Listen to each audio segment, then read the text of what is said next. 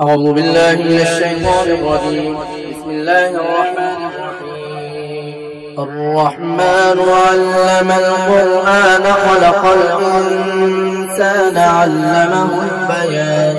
الشمس والقمر بحسبان والنجم والشجر يسجدان والسماء رفعها ووضع الميزان ألا تطغوا في الميزان وأقيموا الوزن بالقسط ولا تخسروا الميزان والأرض وضعها للأنام فيها فاكهة والنخل ذات الأكمام والحب ذو العصف والريحان فبأي آلاء ربكما تكذبان خلق الإنسان من صلصال كالفخار وخلق الجان من مارج من نار فبأي آلاء ربكما تكذبان رب المشرقين ورب المغربين فبأي آلاء ربكما تكذبان مرج البحرين يلتقيان بينهما برزخ لا يبغيان فبأي آلاء ربكما تكذبان يخرج منهما اللؤلؤ والمرجان فبأي آلاء ربكما تكذبان وله الجوار المنشآت في البحر كالأعلام فبأي آلاء ربكما تكذبان كل من عليها فان ويبقى وجه ربك ذو الجلال والإكرام فبأي آلاء ربكما تكذبان يسأله من في السماوات والأرض كل يوم هو في شأن فبأي آلاء ربكما تكذبان سنفرغ لكم أيها الثقلان فبأي آلاء ربكما تكذبان يا معشر الجن والإنس إن استطعتم أن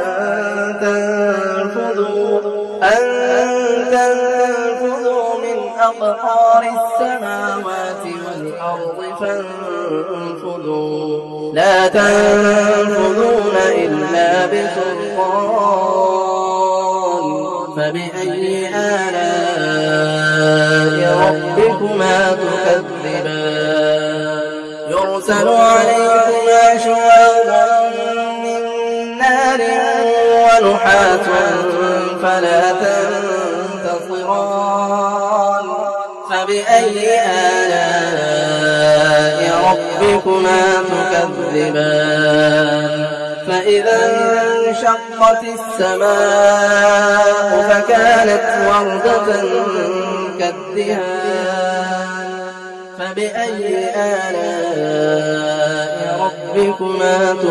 تكذبان فيومئذ لا يسأل عن ذنبه إنس ولا جان فبأي آلاء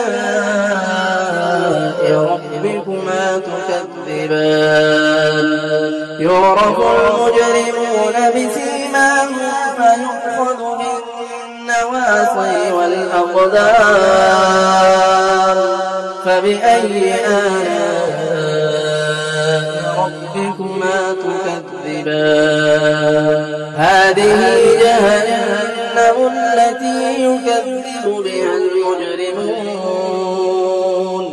يطوفون بينها وبين حميم آن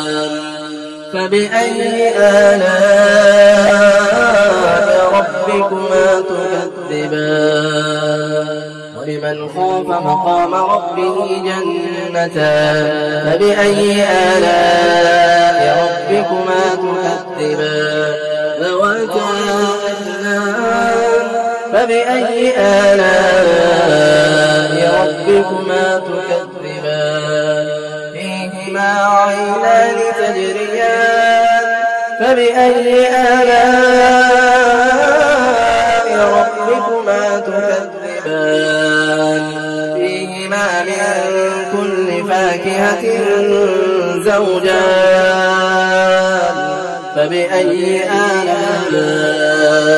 ربكما تكذبان متكئين على فرش